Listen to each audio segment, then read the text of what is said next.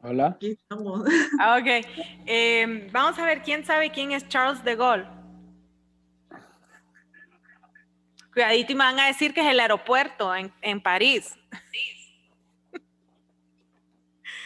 ¿Quién sabe quién es Charles de Gaulle? Charles de Gaulle fue presidente de Francia. Él, típico de su tiempo, había servido de manera obligatoria en el ejército. Algo que, como ustedes saben, es aún algo que sucede dentro de ciertos países de Europa, y llegó a ser presidente de Francia. Y una de las cosas que muchas personas todavía destacan de él es que él jugaba con la política como que si fuera ajedrez. Jugaba su propio juego, pues, en la política. Y una de las citas más famosas de él es que en la política es necesario traicionar al votante o a la patria, y que él prefiere traicionar al votante. Eso dijo uno de los presidentes que hasta existe un aeropuerto internacional llamado como él, Charles de Gaulle. El aeropuerto de París, así se llama. No sé si alguno de ustedes tiene alguna apreciación o algo que nos quiera compartir sobre esta cita.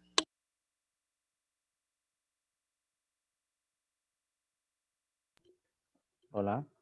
Cuéntenos, Marvin.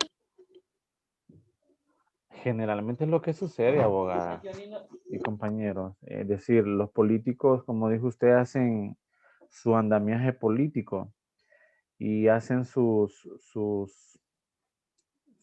establecen niveles de qué es lo que más les conviene específicamente a ellos y no realmente al pueblo. Es decir, la política como tal es una ciencia, pero lo que vemos hoy día es una politiquería, ¿verdad? Y que generalmente va focalizada allí, es decir, a traicionar justamente al votante, a quien le da la confianza a través de ese voto para que lo represente. Y a la larga ocurre lo contrario. ¿Por qué? Porque siempre la clase política y económica van a ver sus intereses. Primero los de ellos, segundo los de ellos, y si queda, tercero, el votante. Muy interesante esa apreciación de Marvin. Yo creo que una de las cosas grandes diferencias entre Charles de Gaulle y ciertos políticos que tenemos acá es que Charles de Gaulle siempre tuvo a Francia como su ideal, ¿no? Como su pensamiento, como su motivación para actuar. Tenía Francia. Y lo que Marvin nos está diciendo muchas veces es que esos políticos que tenemos acá es no Honduras, sino que yo, el político de manera personal, el que termina, ¿verdad?, siendo el importante en esa toma de decisiones. No sé si alguien más tiene algo que quiera compartir. Dígame, Karen. Yo lo veo así como usted lo está representando, abogada. Me estoy poniendo en la posición de él, que quizás a veces el votante no elige por la percepción que tiene de estos candidatos, sino porque quizás les han dado algo. En este caso, como lo vivimos muchos hondureños, compran votos que por 50 lempiras o que por una bolsa o que mire le voy a regalar láminas o no sé qué.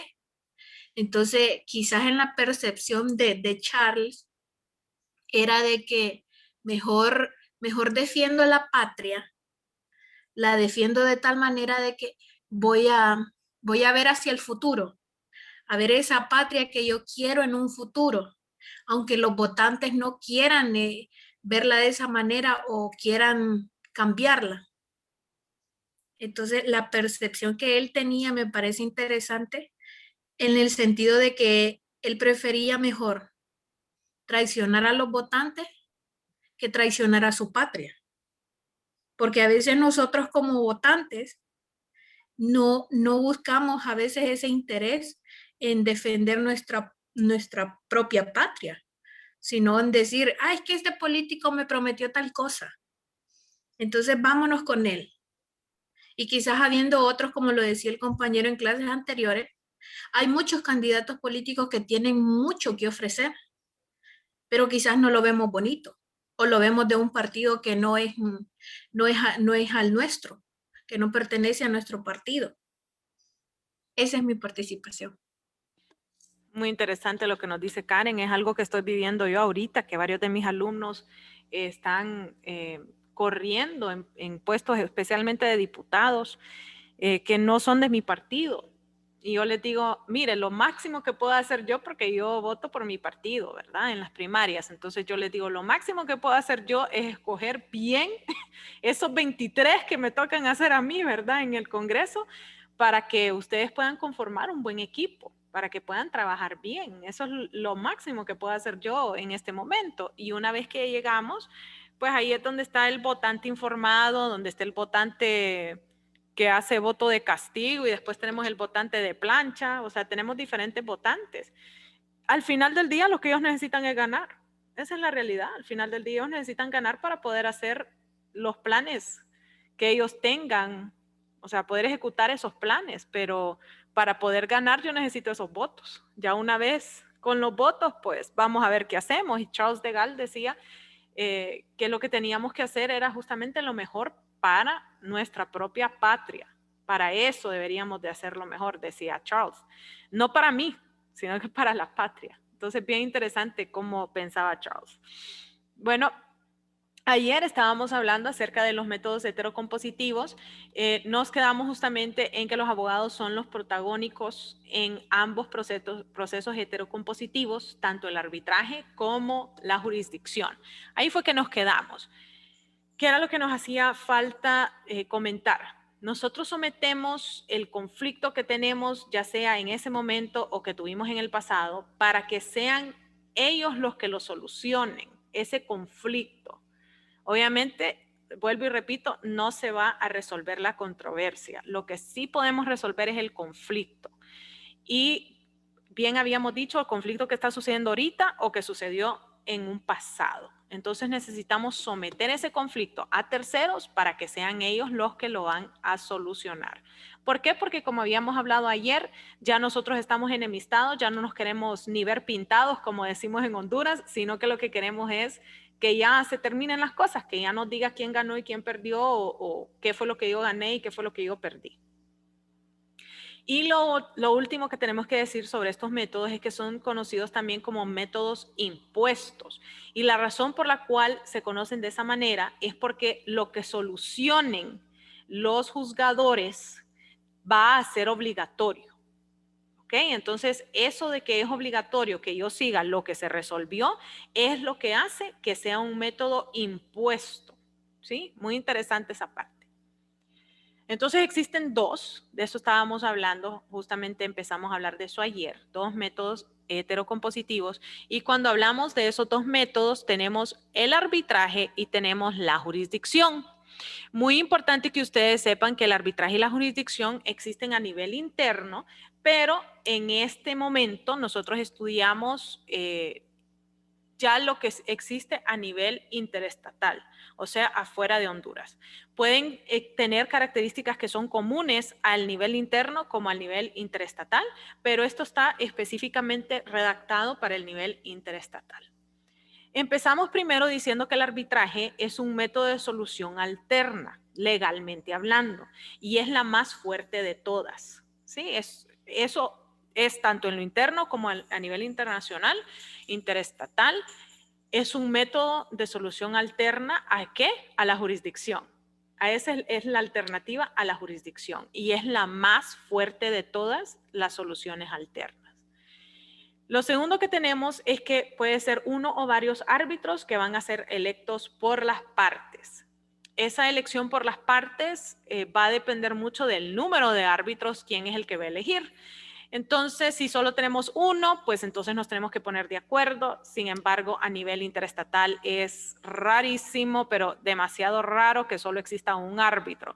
¿Cuándo es que nosotros hemos visto que solo existe un tan solo árbitro? Cuando es una persona tan altamente reconocida que nosotros consideramos, tanto mi parte como la parte contraria, considera de que esa persona no se va a vender, que no va a tener criterios inapropiados, que ya no tiene esos intereses pecuniarios que lo motivan para ser árbitro, sino que tienen intereses que van más allá.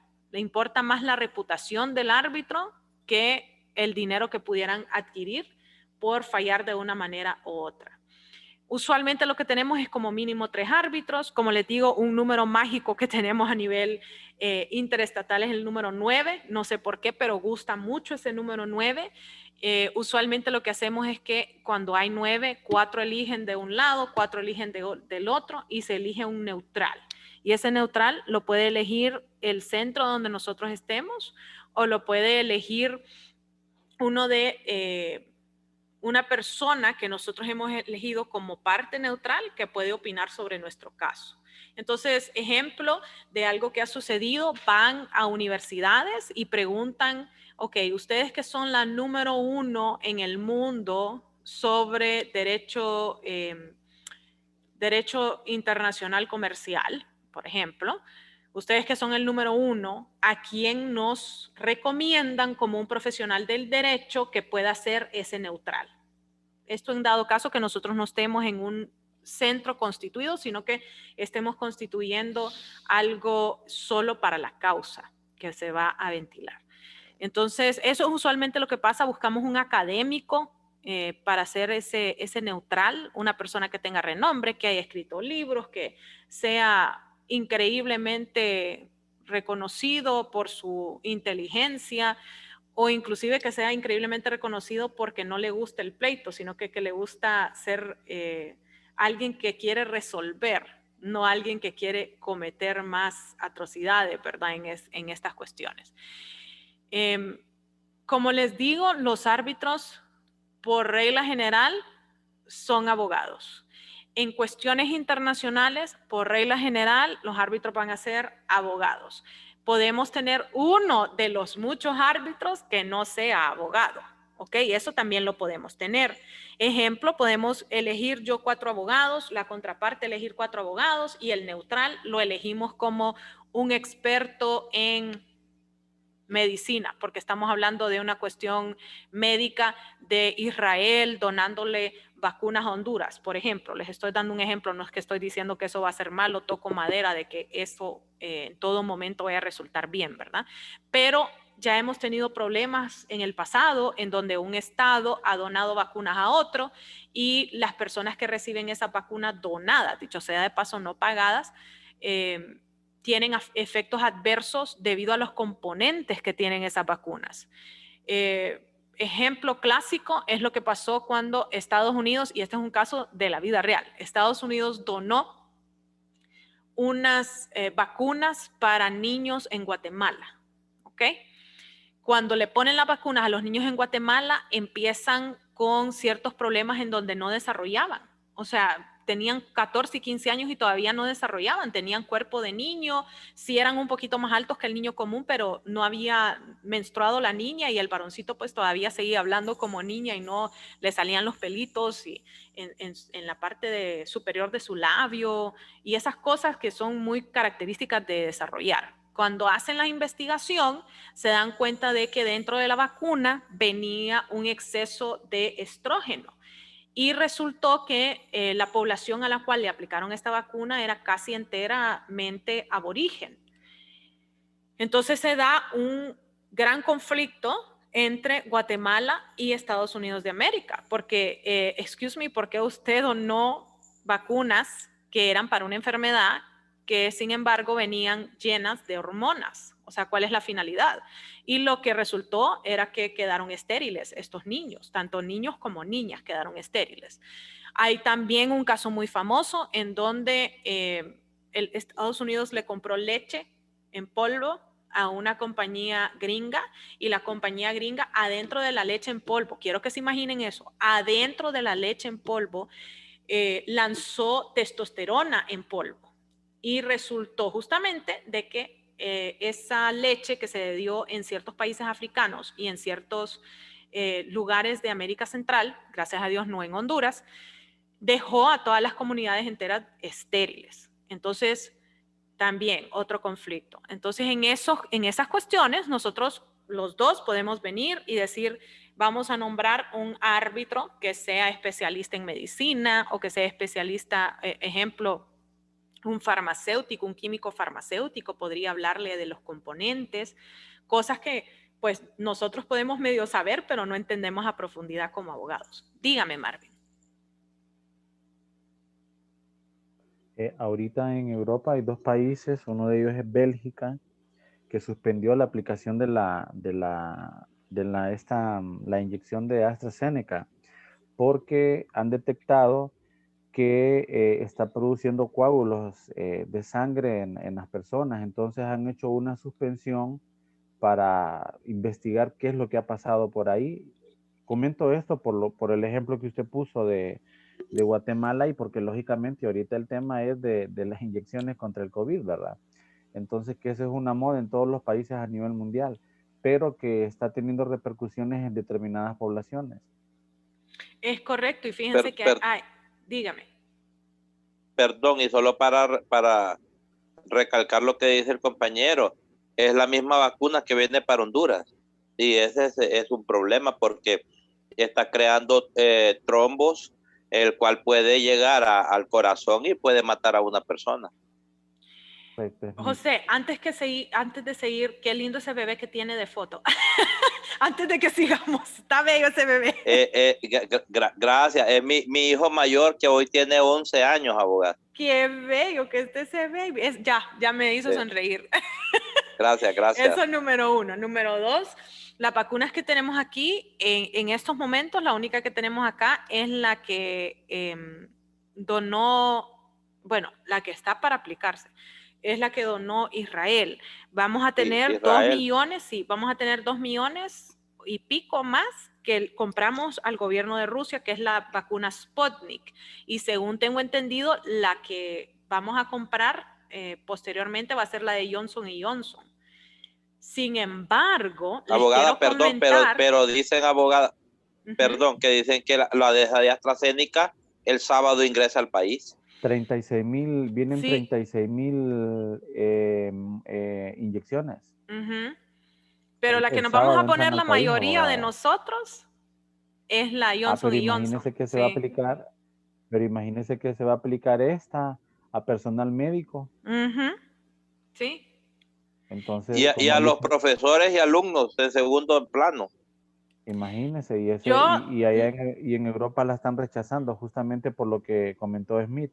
Sí, porque está causando trombos y coágulos, las dos cosas, que son dos momentos diferentes de una enfermedad de coagulación.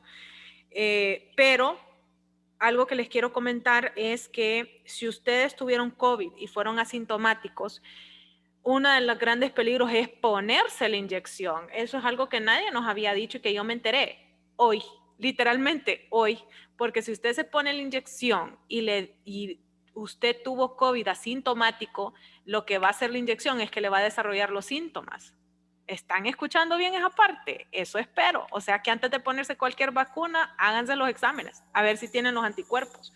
Dígame, Marvin. Abogada, y los que nos dio síntomas, eso no. A ustedes no, porque ustedes ya vivieron el síntoma. Al borde de la muerte. Correcto. Dicen que lo que les va a dar a los que ya les dio COVID y se ponen la vacuna, a los que les va a dar es dolor de cabeza, o sea, un dolor de cabeza bien feo que les va a durar hasta 3 días, pero no les va a dar todos los efectos. Pero si usted estuvo asintomático y se pone la inyección, le va a dar COVID como que si le estuviera dando, pues, en ese momento. Lo único es que no se va a morir del COVID. Gran cosa, les digo yo, o sea, sí, se le desarrolla en el cuerpo. ¿Qué le parece? Yo quedé en shock cuando escuché, espérese, dígamelo más lento, le digo yo, ¿cómo así? Dígame, Marco. Y la mayor parte de la población de repente ha sido asintomática, mucha gente, y no se van a dar abasto esos triajes para que le hagan una prueba rápida. O sea, es un problema realmente el que tenemos con eso que usted está comentando ahorita. Sí, y eso yo no lo sabía, y o sea, yo me di cuenta por las negociaciones en las que estoy, como les digo, a veces yo tengo esos contactos en la OMS cuando estamos haciendo ciertas negociaciones, y ahí es que me di cuenta yo y les dije, espérese un momento, dígamelo más lento, porque aquí en Honduras ya quiero saber yo cuántas enfermeras y cuántos médicos no les ha dado, pues ellos son los que más expuestos están, solo que de manera asintomática. Usualmente cuando usted es médico o enfermera tiene buena salud. Entonces imagínense todos ellos que fueron asintomáticos, ¿cómo les va pegar esa vacuna. No, les digo yo, ahí sí que estamos fregados, les digo yo, pobrecitos, todos esos. Entonces, no. Yo sigo con la recomendación de mi médico que me dijo, usted no se puede vacunar porque está en planes de salir embarazada. Así que esa es mi gran salvación, que yo no me puedo vacunar porque estoy en plan de salir embarazada. Y ya me dijeron que no me la puedo poner. Pero justamente cuando tenemos... Abogada. Dígame, Nicole. Cualquiera de las inyecciones le va a provocar eso, aunque usted, o sea, en el caso que usted fue asintomática. ¿Es correcto? ¿O solo una en específico? No, todas. Ay, no. Es correcto, Nicole. Ay, no, lo mismo dije yo. Lo mismito dije yo. Ay, no. El caso es que no tiene que dar a todo, abogada. Es que es como la gripe, es una mutación de la gripe. Eso es lo que es el COVID, una mutación de la gripe. No les estoy bromeando. Ellos mezclaron ciertas, o sea, si usted cree que fue un chino que comió una sopa de murciélago, pues esa va a ser usted. Yo creo que fue algo inventado en un laboratorio que mezclaron ciertas cepas de gripes, de diferentes gripes, y así es como se produce el coronavirus. Eso es lo que yo creo de manera especial, ¿verdad? Igual a como se creó el MERS, que antes era ese que cuando le daba a usted, le daba una gripe, pero también le daba efectos en la piel, que parecía que le abrían hoyos en la piel. Ese es el MERS, que ese fue desarrollado en el Medio Oriente, en un laboratorio del Medio Oriente. No fue que se comieron una serpiente, ni un mono, como decían que era. Entonces, vamos a ver qué es lo que usted cree, pues así va a ser, ¿verdad? Pero sí, es una gripe terrible que afecta el pulmón. Y el gran problema son los que tienen diabetes, hipertensión, problemas pulmonares, asma, todo eso. Entonces, si nosotros estamos en un arbitraje de esa naturaleza, entonces podríamos designar a un especialista en cuestiones médicas para que sea ese árbitro imparcial, para que él esté viendo las cuestiones médicas y no las cuestiones legales. Entonces, como les digo, esos árbitros, acuérdense, tiene que ser un número impar y van a ser electos por las partes. Los árbitros van a emitir algo que no se va a llamar una sentencia, sino que se va a llamar laudo. Así se llama, laudo. Y ese laudo tiene fuerza de ley. ¿Qué significa cuando decimos que la sentencia tiene fuerza de ley? ¿Quién me quiere decir?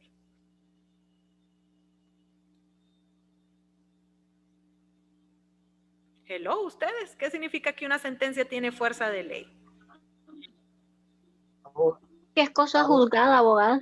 Ajá, ¿y qué más? Abogada, ¿Qué significa? porque Que cuando debe las cumplirse. Espérenme, alguien me está hablando. porque cuando las personas se someten a... Yo abogada, Sí, dígame. más que todo que cuando las partes se someten cuando las partes se someten al arbitraje y convocan pues a los árbitros, a las personas que van a decidir sobre la, ¿cómo se llama? Sobre el problema o sobre la inquietud, pues están aceptando lo que ahí se dé, pues aceptar lo que realmente esté ahí, va. Pero también puede que suceda que hay personas que una de las partes no esté de acuerdo con el laudo que se emitió a la hora de concluir el arbitraje. Ok, Giovanni, cuando nosotros Abogada. decimos que algo tiene fuerza No sé de si ley, estoy bien. Marvin, sí, en cierta parte sí, pero no me está explicando lo que significa fuerza de ley.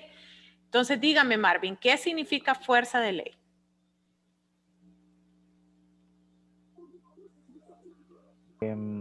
Pues considero que si hay una sentencia, la misma debe cumplirse, porque ya la ley es clara, pues si se resuelve y hay una sentencia, esta debe cumplirse. Y si no se cumple, la parte que le interesa que se cumpla debe promover el recurso para que esa sentencia se cumpla, porque es ley.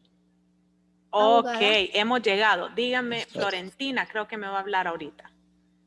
Dígame, Flor. Bueno, yo digo que tiene fuerza de ley porque es emitida por las autoridades correspondientes, Ujú. que está siempre basada en la ley, obviamente, ¿verdad? Pero esa es mi forma de pensar. Muy Abogada. interesante. Espérenme, creo que Carolina me quería hablar. Carolina, dígame. Sí, abogada. Yo busqué y lo que significa es que se usa para establecer la obligación de atacar algunas disposiciones que se provienen directamente de la ley. Los contratos tienen fuerza de ley entre las partes contratantes. No sé si estoy bien. Sí, entonces vamos a mezclar las tres cosas que me han dicho. Carolina a mí me dice que me empezó con el contrato, lo cual es muy importante. Los contratos internacionales o interestatales son muy importantes, que tienen fuerza de ley. Significa de que así como la ley tiene que ser cumplida, así el contrato tiene que ser cumplido. Y así como la ley y los contratos tienen que ser cumplidos, los laudos y las sentencias tienen que ser cumplidas. Y ahí pongo la colita de Marvin, que la colita de Marvin es so pena.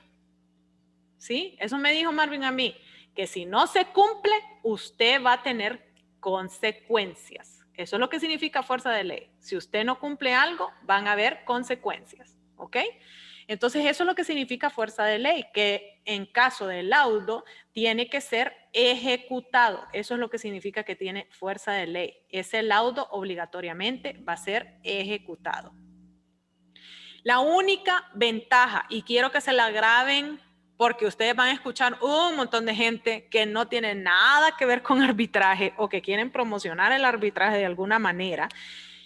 La única, solo hay una ventaja que tiene el arbitraje, es la secretividad de los árbitros. Esa es la única ventaja que tiene. Quiero que se lo recuerden. La única ventaja que existe al arbitraje es la secretividad de los árbitros. ¿Qué significa eso?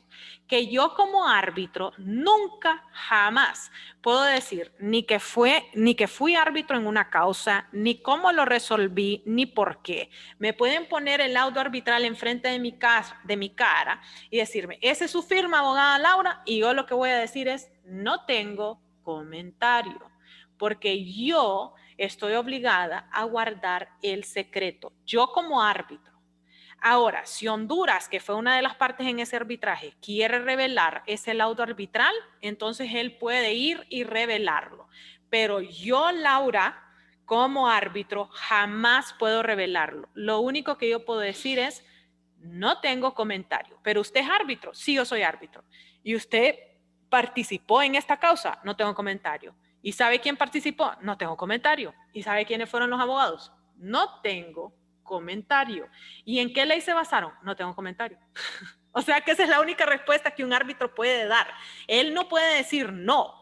Él no puede decir no, esa no es mi firma o no participé. Porque si usted dice una de esas cosas y en realidad usted participó, entonces cae en una mentira que puede ser sujeto a que lo llamen para una cuestión penal, inclusive por haber mentido a una autoridad. Pero yo sí puedo decir no tengo comentario. ¿Ok?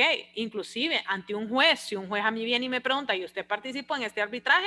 Mi respuesta va a ser, señor juez, no tengo comentario y además de eso yo tengo el derecho a no autoincriminarme. Así que no tengo comentario, punto.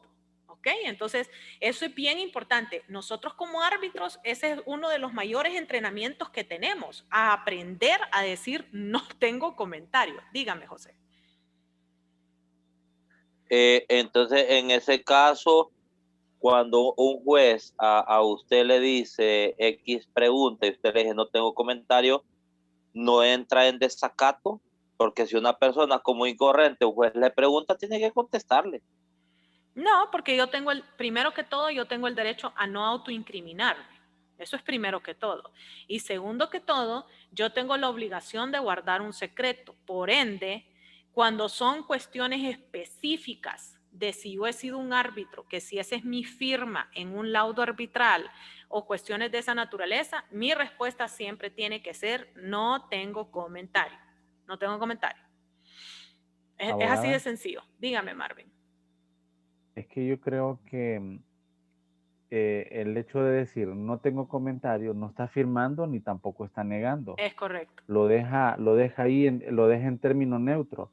Usted sabrá en qué momento, si hay un proceso, usted puede decir sí o puede decir no. Creo que por ahí va el asunto, el hecho de mantenerse neutro para no verse involucrado en algo que usted no sabe exactamente cuál es la pretensión que tienen. O sea, uno debe hacer su ajedrez jurídico de tal manera de saber cuándo poder decir sí o cuándo poder decir no. Si les interesa el tema, existen libros completos de cuándo un árbitro puede revelar y solo es para evitar crímenes de lesa humanidad. Escuche bien, para evitar. O sea que no es que ya se dieron los crímenes de lesa humanidad, es que se van a dar. Solo ahí es que yo puedo revelar. O sea, estamos hablando de genocidio, masacres, violaciones como arma de guerra, ¿sí? Ese tipo, violaciones sexuales, de esas les estoy hablando, de las que pasaron en Darfur. Entonces ahí dicen esa puede, ni siquiera nos dicen esa es la excepción, nos dicen esa puede ser la excepción, cuando es para evitar crímenes de lesa humanidad. Y existen libros enteros acerca de árbitros que tuvieron esa contradicción en ellos de qué hago, tengo que guardar el secreto, pero si yo lo guardo, pudiera llegar a suceder algo como crímenes de lesa humanidad. Entonces, eso sí lo hemos visto, pero son casos extremos, ¿verdad? Esos no son el día a día del trabajo de un árbitro. Entonces, sí es muy importante que ustedes sepan que un arbitraje no es más económico, porque esa es una que escucho yo a cada rato. ¿Le va a salir más barato el arbitraje? No, no, no, no, no. Absolutamente no. No le va a salir más barato un arbitraje. Nunca, ni siquiera en el ámbito interno le va a salir más barato un arbitraje. No sale más barato el arbitraje. Eso es mentira. Pero es que según los textos, bueno, está bien, hago un arbitraje y ahí me cuenta cuánto es que le ha salido el chiste. Así les digo yo, lleve uno pues, a ver cuánto le sale el chiste, porque además de que lo condenan en costas, un árbitro puede condenar en costas, usted tiene que pagarle al árbitro y tiene que pagarle al centro, y si no hay centro, entonces tiene que alquilar un cuarto, usualmente en un hotel, tiene que pagar viáticos, tiene que pagar muchas cosas, luz, agua, teléfono, etcétera, papel, impresora, computadoras, olvídese. Entonces le sale caro ese arbitraje no es económico. ¿Que le va a salir en menos tiempo? Tampoco es eso verdad. Pero es que la Cámara de Comercio dice de que le va a salir en 5 meses en Tegucigalpa y en 6 meses en San Pedro. Y ahí hay una colita que dice, prorrogable por el deseo de las partes. Ajá. Bueno, sígase peleando usted, que no se preocupe, que a mí me van a seguir pagando como árbitro. Ah, pero es que usted ya tiene un límite en cuánto puede ganar. Sí, claro, 300,000 lempiras es el límite máximo que yo puedo ganar en un arbitraje en Tegucigalpa. 300,000 lempiras que me puedo echar a la bolsa. Yo como árbitro, feliz me quedo ahí sentada, lo que usted quiera por 300,000 lempiras. ¿Cierto o no cierto?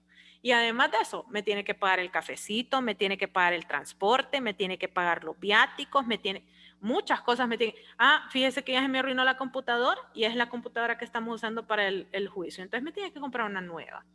¿Se fija? Entonces no es cierto que le sale más económico un arbitraje, ni tampoco es cierto de que le sale más rápido. Lo que sí es cierto es que yo como árbitro tengo que guardar el secreto. Eso sí es muy cierto.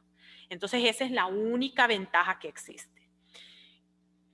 Luego tenemos la jurisdicción. La jurisdicción es el último método disponible antes de usar la fuerza. Por eso es que es tan importante la jurisdicción. Las partes no escogen a los jueces, porque ya los jueces están. Los jueces de la Corte Interamericana, ahí están. Los jueces de la Corte Internacional de Justicia, ahí están. Los jueces de la Corte Europea, ahí están. Los jueces de la Corte Africana, ahí están. O sea que esos ya están nombrados. Yo no los voy a escoger. La sentencia es obligatoria y es vinculante, pero además de eso, crea jurisprudencia. El arbitraje no crea jurisprudencia. ¿Por qué creen ustedes que un arbitraje no crea jurisprudencia, pero la jurisdicción sí? ¿Qué será la diferencia entre que uno sí cree y el otro no?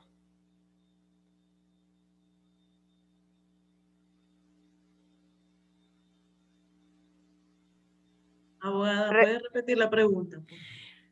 Lo mismo le iba a decir. Ok, tanto Mildred como Florentina y todos los demás que están acá. El arbitraje es obligatorio, ya dijimos, tiene fuerza de ley, es vinculante, tiene fuerza de ley, pero no crea jurisprudencia. El arbitraje no crea jurisprudencia, pero la jurisdicción sí crea jurisprudencia. Entonces, ¿qué creen ustedes que es la diferencia entre un arbitraje y una jurisdicción que hace que la jurisdicción sí cree jurisprudencia, pero el arbitraje no? ¿Cuál será la diferencia?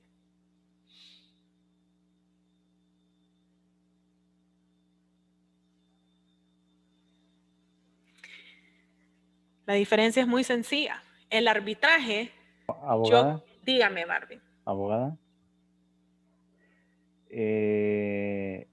Creo que radica en que la jurisprudencia se crea por los dictados o fallos que emanan de los tribunales o de autoridades gubernamentales. Se le cayó el micrófono, Marvin. Yo digo Como que el caso, ¿aló? ¿Hola? Sí. Como el caso de los tribunales, por ejemplo, el secretario tiene fe pública, pero en el tema del arbitraje, no sé cómo queda ese asunto ahí realmente. Está levantando preguntas muy importantes, Marvin. Primero que todo, sí, los árbitros tienen fe pública en el caso que están ventilando. Solo fe pública ahí, en ese caso que están ventilando, número 1. Número 2, Marvin dijo de que eran solo los tribunales. Los arbitrajes son regidos por un tribunal arbitral, así que sí es un tribunal. Entonces ahí vamos con las cuestiones de Marvin. Dígame cuál es la otra apreciación que tenemos. ¿Alguien más quería hablar?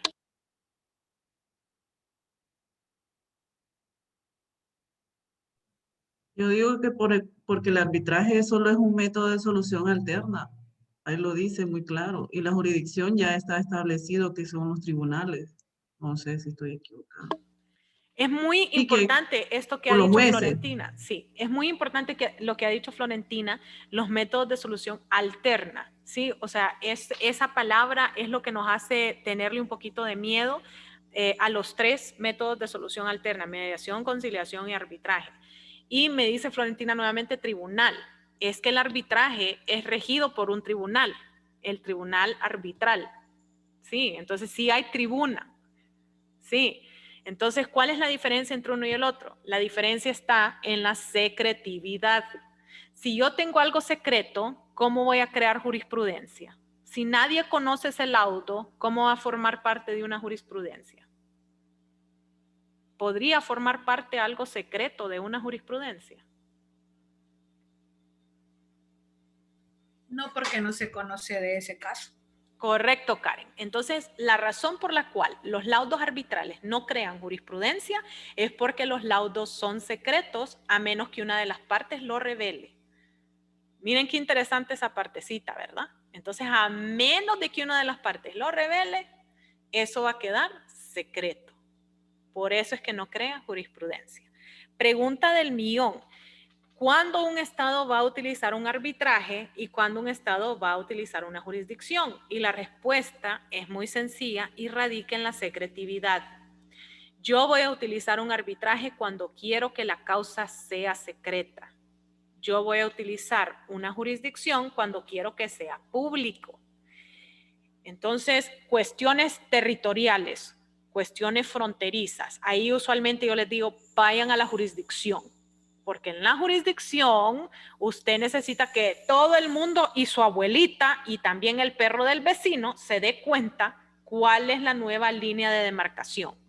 Entonces, en esas cuestiones yo siempre les digo, vayan a la jurisdicción. En cuestiones arbitrales, yo siempre les digo cuestiones comerciales.